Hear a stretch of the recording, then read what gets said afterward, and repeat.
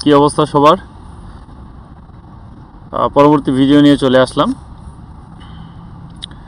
তো গতকালকের ভিডিওতে কথা বলছিলাম অ্যাডভান্টেজেস অ্যান্ড ডিসঅ্যাডভান্টেজেস এর ভিডিও আর অ্যাসেট টেমপ্লেট নিয়ে। সো আজকে কথা বলবো কস্ট সলিউশন, যে যখন আপনাদের রাইটিংয়ে যখন কস্ট সলিউশন সম্পর্কে কোনো এসে আসবে তখন সেটাকে কিভাবে সলভ করবেন বা খুব ইজিলি কিভাবে সেটাকে অ্যান্সার করবেন। সো সেটার একটা টেমপ্লেট নিয়ে আসছি। আপনারা এই টেমপ্লেটটাকে পুরোপুরি মুখস্থ করে ফেলবেন। তারপর যে পয়েন্টগুলো আপনারা দিবেন এই পয়েন্টগুলো আপনারা আপনাদের মতো বসায় দেবেন। আর এই পয়েন্টগুলো আমি এই কারণে দিই না, এই কারণ হচ্ছে কস্ট সলিউশনের ব্যাপারে যে কোনো এসে আসতে পারে। সো এই জন্য পয়েন্টগুলো এখানে এইভাবে দিয়েও লাভ নাই। সো এই জন্য আমি পয়েন্টগুলো এখানে দিই নি। তো যে বিষয়গুলো কমন দেওয়া যায় সেগুলো এখানে দেওয়া আছে। সো এগুলো যদি আপনারা আপনাদের পয়েন্টগুলো যদি একটু স্ট্যান্ডার্ড মানের হয় তাহলে আপনারা 6.5 ইজিলি পাবেন। আর যদি মোটামুটি কোনো রকম লিখে আসতে পারেন তাহলে 6 পাবেন আশা করি। সো চলেন ভিডিও লম্বা না করে শুরু করে দিই আমরা। তো কস্ট সলিউশন রিলেটেড যখন কোনো এসে আসবে তখন আপনারা এই ইন্ট্রোটা ব্যবহার করবেন। দেখেন এখানে একটা প্রবলেম উল্লেখ করা আছে, সেটা হচ্ছে children's health. Okay, the issue of children's health, এটা কিন্তু একটা প্রবলেম। হ্যাঁ, এটা কি আপনার যখন আপনাদের এসে আসবে যে শিশুদের হেলথ নিয়ে, তখন আপনারা এটা বসাবেন। সো এটা অ্যাজ অ্যান এক্সাম্পল আমি এখানে বসায় রাখলাম। ওকে, is something people talk about a lot these days. Okay, there are many reasons why this problem happens. Even though this is serious, we can still do many things to fix it. Okay, which I will talk about below. So এটা হচ্ছে intro. So এটাকে আপনারা একদম পুরোপুরি মুখস্থ করে ফেলবেন। অর্থাৎ এখানে যা আছে টোটালটাই আপনারা একদম পুরোপুরি মুখস্থ করে ফেলবেন, যেন এক্সামের সময় যেন আপনাদের কোনো সমস্যা না হয়। কারণ এক্সামের সময় পয়েন্ট মাথায় আসে না, আর আসলে সেটাকে কিভাবে লিখবো সেটা আসে না। সো এটা যদি আপনারা পুরোপুরি মুখস্থ করে ফেলেন তখন আপনারা যখন পয়েন্টগুলো নিয়ে চিন্তা করবেন তখন সেদিকে একটু সময়টা বেশি পাবেন। এই জন্য বলতেছি যে এটাকে আপনারা একদম পুরোপুরি মাথায় রাখবেন যেন এখানে আপনাদের কোনো সময় নষ্ট না হয়। ওকে, সো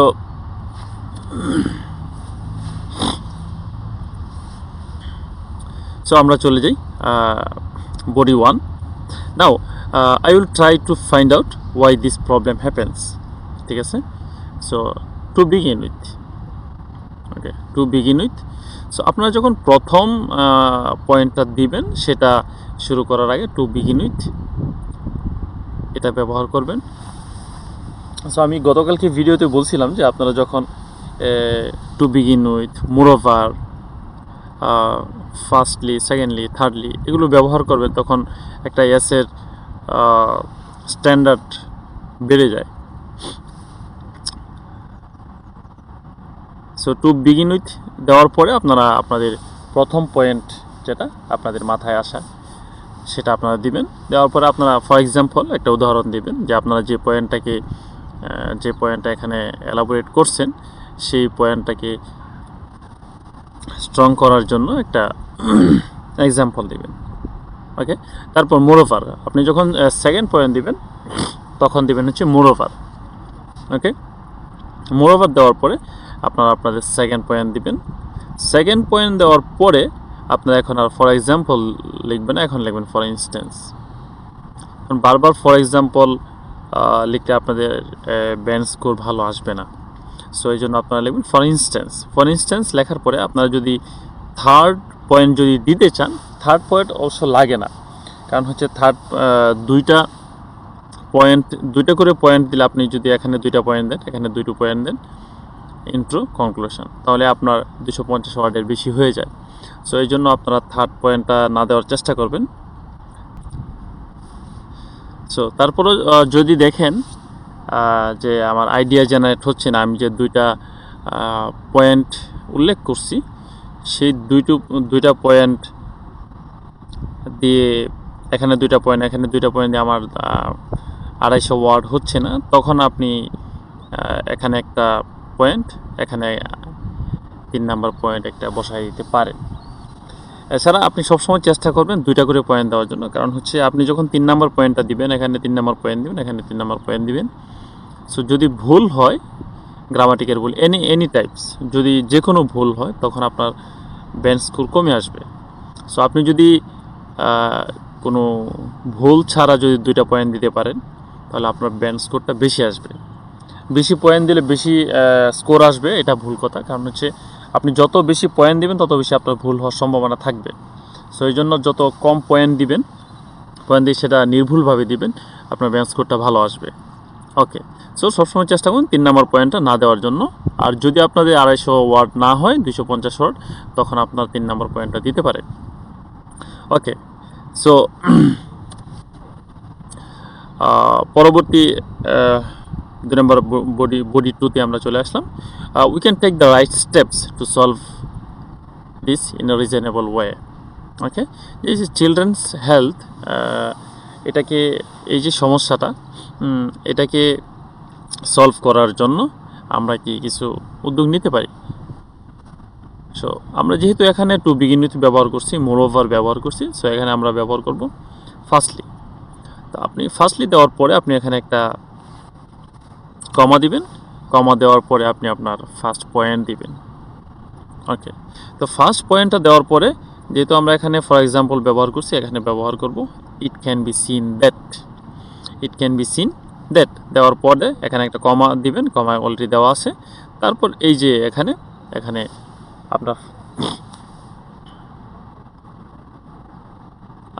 আপনার এক্সাম্পলটা আপনি এখানে বসাই দিবেন। ওকে, তারপর চলে যাবেন সেকেন্ড পয়েন্টে। সো সেকেন্ড পয়েন্টে যাওয়ার পরে, সেকেন্ডলি দেওয়ার পরে আপনি এখানে একটা কমা দিবেন। ওকে, কমা দেওয়ার পরে তারপর সেকেন্ড পয়েন্ট দিবেন। তো সেকেন্ড পয়েন্ট দেওয়ার পরে আমরা এখানে সেকেন্ড পয়েন্টটা দিছিলাম ফর ইনস্ট্যান্স। সো এখন আমরা দিব ইট ক্যান বি শোন that. So it can be শোন দ্যাট, ইট ক্যান বি শোন দ্যাট দেওয়ার পরে তারপর এখানে একটা কমা দিব, কমা দেওয়ার পরে আমরা আমাদের পরবর্তী এক্সাম্পলটা এখানে দিয়ে দিব। ওকে, সো এখানে আবার চলে আসছে যে থার্ডলি। আচ্ছা, ওকে, যে আমি একটু আগে কথা বলছি যে থার্ডলি আপনি যদি থার্ড পয়েন্ট দিতে চান তাহলে দিতে পারেন, না দিলে সবচেয়ে ভালো। ওকে, যদি থার্ড পয়েন্ট দেন তাহলে আপনারা থার্ড পয়েন্ট দিতে পারেন, কোনো সমস্যা নেই। তো চেষ্টা করবেন এড়ায় চলার জন্য। ওকে, সো আমরা চলে আসলাম কনক্লুশনে। সো দেখেন আমরা এখানে in conclusion, in the end, এগুলো ব্যবহার না করে আমরা এটাকে এখানে ব্যবহার করছি after looking all the reasons. After looking at all the reasons. So এই যে ইন দ্য এন্ড, সো কনক্লুশনটা এটা একটা কমন শব্দ, এটাকে আপনারা অ্যাভয়েড করার চেষ্টা করবেন। সো আপনি যদি আপনার বেঞ্চ স্কোরটা একটু ভালো করতে চান, তখন আপনারা এই যে in the end, after looking at all the reasons, তারপর গতকালকের এর সাথে একটা ব্যবহার করছিলাম, এইগুলো যদি after looking all the points, এগুলো যদি আপনি ব্যবহার করতে পারেন কনক্লুশনের পরিবর্তে, তখন আপনাদের স্কোরটা বুস্ট হবে। So we can say that, we can say that. যদি চিলড্রেন্স হেলথ হয় তাহলে এখানে বসায় দিবেন children's health is a big problem. Okay, এই যে এখানে চিলড্রেন্স হেলথ যে সমস্যাটা আছে, এটার কিছু সিনোনিম আপনারা ইউজ করতে পারেন। সেটা হচ্ছে child health, paediatric health, health of children, youth health. So এই যে চিলড্রেন্স হেলথ এখানে আছে, বারবার যদি আপনি চিলড্রেন্স হেলথ ইউজ করেন তখন আপনার স্কোরটা অনেক কমে আসবে, কারণ হচ্ছে বলাই আছে যে different types of vocabulary use করতে হবে, সিনোনিম ইউজ করতে হবে অল টাইম। সো এই জন্য আপনি এখানে 4টা দিয়ে রাখলাম। এখানে 4টা থেকে আপনি যদি 2টা বা 3টা জেনে রাখতে পারেন তাহলে এনাফ। 4টার দরকার নেই, যেহেতু এখানে চিলড্রেন্স হেলথ অলরেডি একটা আছে, 2টা বা 3টা আপনি জেনে রাখলে হবে। ওকে, তো after looking all the reasons, যদি চিলড্রেন্স হেলথ এর সাথে আসে তাহলে লিখবেন pediatric health is a big problem in today's world. Knowing about it is the first step to fighting it, but the actions in this essay are important for finding a good solutions. Okay. So এই ছিল আমাদের যে cause solution এর এসে template. So এই যে আমি আবারও বলতেছি, এটা টোটালটা আপনারা একদম মুখস্থ করে ফেলবেন, যখন যেন আপনাদের এক্সাম হলে আপনাদের এটা নিয়ে কোনো সমস্যা বা টাইম ওয়েস্ট না হয়।